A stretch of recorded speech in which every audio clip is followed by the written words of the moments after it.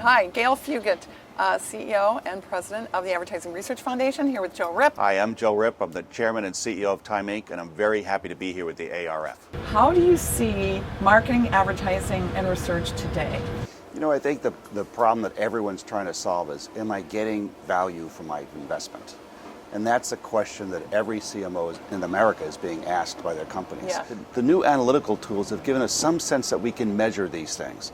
Not necessarily top of funnel, but we can measure, did I run the ad, did someone buy it? The reason Facebook is doing so well and absorbing so much of the mobile dollars is because they give you measurement. Facebook has deterministic data. We know exactly who you are because you've registered. That's actually why Time Inc. just bought a company called Viant. It gives us people-based deterministic data. I know the yes. Folks at Viant. When we were at Time Inc. years ago, Time Magazine used to produce 2,000 physically different editions a week because we were doing high targeting. I didn't know that. But targeting and segmentation has become so much easier today in the digital space that's everyone's focus. All about the data. It's all about attribution models. Does it work? Are those models keeping up with the consumer today?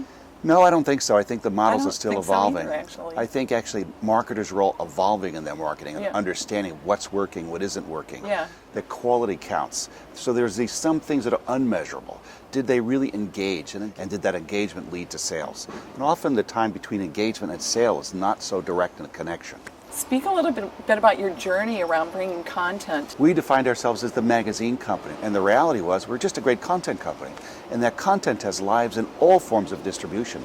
So our digital audiences are up 83% in 2 years. That's on a base of 65 million. Basically, we're delivering our content wherever our consumers want to receive it. Where does your vision come from and your inspiration? Well, I think it comes from the fact that I can't keep a job. I've always tried to take on harder jobs and learn from them. But I think the learnings you get from the pharmaceutical industry and how you market there, from the newspaper chains and how you market there, from AOL and how did you market there in direct marketing, it all comes back together. And I came to Time Inc. as a private equity investor. You say, what are its greatest assets? And its greatest assets were its incredible content, the fact that it reaches half the adult population in the United States and the UK, and it has access to every CMO in America. When I call them up, I can have dinner with them. And most companies don't have those opportunities. Yes, and it also had strong cash flows. So you have to look at an organization like that and say, what can you do with it more than what it is? And the company hasn't grown in the last 10 years. We are now forecasting, after 2 years, we're forecasting revenue growth. You are. The next generation's always asking me, what should I do next? How do I figure out who I want to be?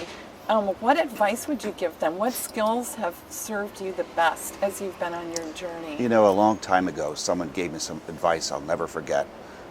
They said, always take on the hard jobs because no one else wants to do them, and you'll learn from them. If you approach your career as a learning experience, then you're constantly learning. And if you actually know your job so well that you've stopped learning, my advice is go get a new job because you really stalled yourself. If you look at your job and you say, what are the 5 things you're going to accomplish this year that will really make a substantial difference? What are they? And if you don't know them, you're not working toward them. What's the role of creative and context, and does the consumer how do we still really connect to their hearts, not just their... Well, at the end of the day, it's all about the creative. I think that great creative content engages, and the reason we've been able to grow our digital audiences is not because we're doing long form online.